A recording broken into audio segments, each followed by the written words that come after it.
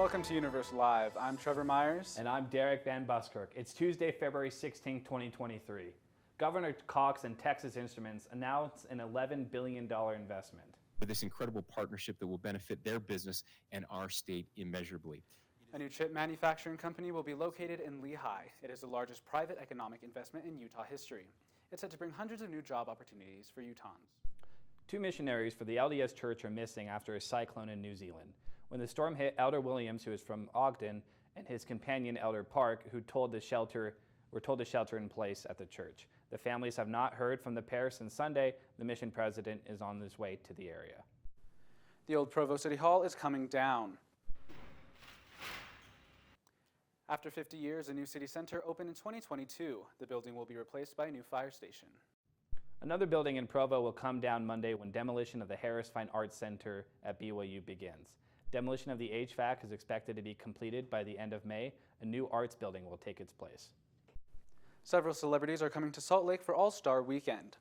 Ben Affleck will introduce the teams for the All-Star Game. Post Malone and Jewel will perform. Other big names include Vin Diesel, Janelle Monáe, and former Utah Jazz star Karl Malone. Along with all the celebrities in town, thousands of people are anticipated to begin arriving and spending money. Robin Christensen is here in the newsroom. Robin, what will the economic impact of this event be? Yes, the 3-day weekend's production is projected to have an economic impact of $250 million. The flood of people coming for the game is a slam dunk for the small businesses in Salt Lake City area. Director of Salt Lake Small Business Development Center, Jim Herron, says he helps small businesses take advantage of events like this. It'll be very good for them if they're ready for it also. Tickets to the game itself Sunday night average around $2,000 and over 120,000 people will be in attendance. The NBA Events app is geared to help visitors find places to eat and how to get around the city. And that the app is a really good thing that's available to help the visitors know where they can go. Businesses in the City Creek Mall are individually getting ready for the visitors. We're super excited. We know that it's going to be really busy, and so we're trying to get our freight out so that we're all set up. The mall is preparing as a whole for the event as well. City Creek has been doing a lot of events as well, so we have window cleans and marketing up. To accommodate the basketball fans, Tracks will be offering zero fare all weekend, along with more frequent service and extended operating hours. Live performers will be providing entertainment on the trains as people are shuttled around the Salt Lake City. Last year, the All-Star Game generated $141 million in direct spending. The money is concentrated in restaurants, shopping, and lodging. With a total media reach of 11.9 billion people, small businesses in Salt Lake City are excited for how the weekend can boost their business. And the city itself is hopeful for what it can mean for the future with their bid for the 2030 Olympics. The clock starts for the weekend tomorrow afternoon with a Rising Star practice and the dunk contest Saturday evening. The event finishes with the All-Star Game Sunday night, showcasing Team Giannis versus Team LeBron. Back to you. Thanks, Robin. Tooele City Police released the body cam footage of officers trying to save a teen who fell through the ice near Settlement Canyon Reservoir. Yeah, careful because it's starting to slush here. As you can see, an officer entered the water while tethered to a rope held by a deputy. When the deputy struggled to pull the officer out of the ice, 2 other rescue members helped pull the officer out of the water. Despite their best efforts, the team was unable to save the teen. Senator Mike Lee sounds off about the federal deficit in his first Senate Budget Committee hearing. Lee expressed his optimism for bipartisan collaboration, ways to reduce and stabilize debt, and balance the federal budget. His appointment to the committee comes at a time when the budget has reached its highest level since World War II. Lastly, it's my hope that this committee will spend more of its time and effort this Congress deliberating ways to reduce our budget deficits. Currently, the federal government owes more than it collects in yearly revenue, and that number is projected to double to 200% by 2050. 15 years ago, the U.S. public debt as a size of our economy was only 35%.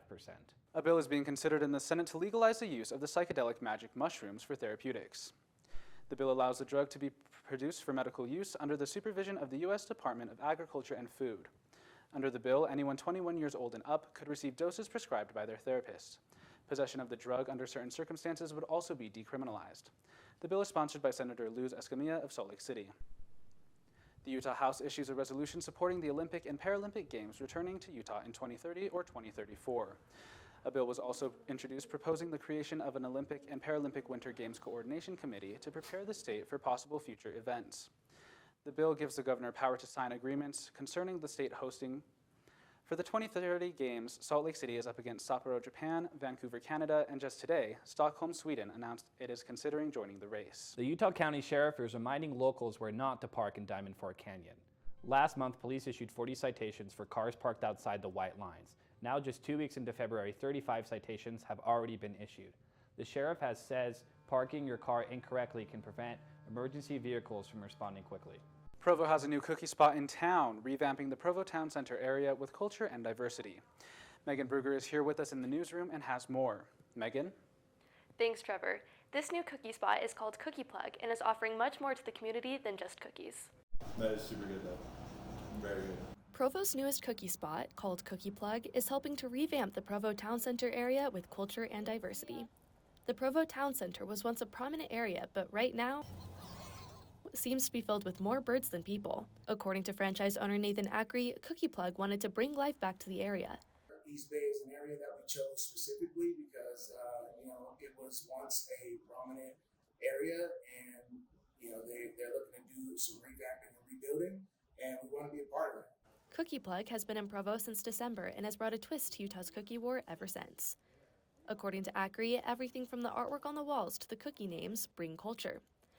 And not only are they serving cookies, but serving the community as well. We do have the graffiti, we do have the music, we do have everything that brings culture to the cookies. Because of this, they draw in a crowd, helping the redevelopment of the area. A lot of people come here and say, I like the vibe here. It's different. I can be able to breathe, and if you know what that means, you know. Through their artwork, they attempt to make BYU students feel at home, which doesn't always happen at just a regular cookie place. There's a lot of students that come from outside of the state where, they're used to stuff like this, and so this kind of gives them that connection back home. BYU student Connor Elder feels just that. I really like how, it's different. There's so many different cookie places here in Provo, and this place just, it has a different vibe about it. Connor is excited to see how these cookies help the Provo area. I think it's going to help a lot because, this is kind of a new, kind of cool place. Cookie Plug is looking forward to working with the community in the future. Back to you. Thanks, Megan. Thanks for joining us today for Universe Live. Have a great day.